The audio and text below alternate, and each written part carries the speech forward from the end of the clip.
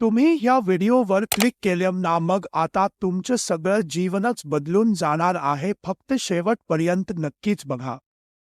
श्री संत वामनभाऊ महाराज एकदा प्रभुवाडगाव या ठिकाणी भिक्षेसाठी आले.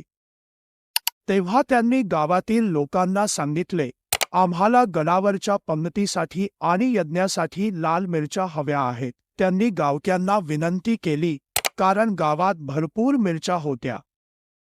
मात्र गावक्यांनी वामनभाऊ महाराजांना मिरच्या देण्यास नकार दिला. वामनभाऊ महाराज शांतपणे म्हणाले, ठीक आहे, तुम्हाला मिरच्या द्यायच्या नाहीत तर मलाही नको. तुम्हाला नाही तर मलाही नाही, हे म्हणताच गावामध्ये एकही मिरची येणे थांबले. काही काळानंतर गावक्यांना जाणवले की आता गावात मिरच्यांचा अभाव झाला आहे आणि त्यांना खाण्यासाठी सुद्धा मिरच्या मिळेनाशा झाल्या. शेवटी गावक्यांनी वामनभाऊ महाराजांच्या पाया पडून शरणागती पत्करली आणि म्हणाले, बाबा, तुमच्या मागे गेल्यापासून आम्हाला खाण्यासाठी सुद्धा एकही मिरची मिळत नाही.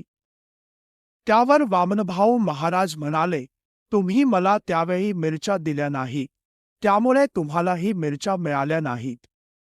पण आता असे करू नका.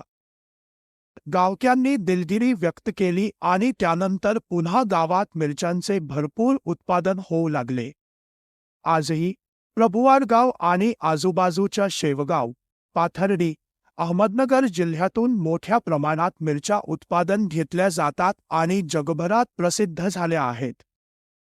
हे सर्व वामनभाऊ महाराजांच्या चमत्कारामुळे शक्य झाले आहे. ही कथा आपल्याला शिकवते की श्रद्धा आणि भक्तीच्या मार्गावर चालताना सन्मान आणि सेवा किती महत्त्वाची असते. तसेच भगवान बाबा आणि वामनभाऊ महाराज यांनी केलेल्या कीर्तनाचे महत्त्व श्री संत कालिदास बाबा वारकरी यांनी प्रभुवाडगाव आणि पंचक्रोशीत कीर्तन, भजन आणि नामस्मरणाच्या माध्यमातून लोकांमध्ये त्यांच्या विचारांचा प्रचार केला आहे आणि नाचो कीर्तनाचे रंगी न्यादीप लावू जगी असा संदेश भाऊबाबांनी समाजाला दिला. अधिक अशा प्रेरणादायक कथा आणि माहिती पाहण्यासाठी कृपया आमच्या चॅनलला प्रभुस्वामी टीव्ही सबस्क्राईब करा, व्हिडिओला लाईक करा आणि आपल्या मित्रांसोबत शेअर करा. धन्यवाद.